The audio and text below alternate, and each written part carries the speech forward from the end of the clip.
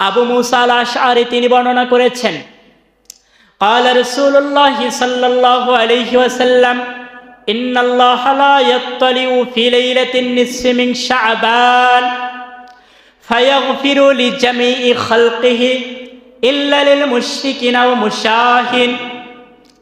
নবীজি বলেছেন, এই যে শবে বরাতের রজনীতে হে মুমিন, আল্লাহ রাব্বুল আলামিন তার বান্দার প্রতি একটা বিশেষভাবে আল্লাহর রহমতের একটা দৃষ্টি দেন।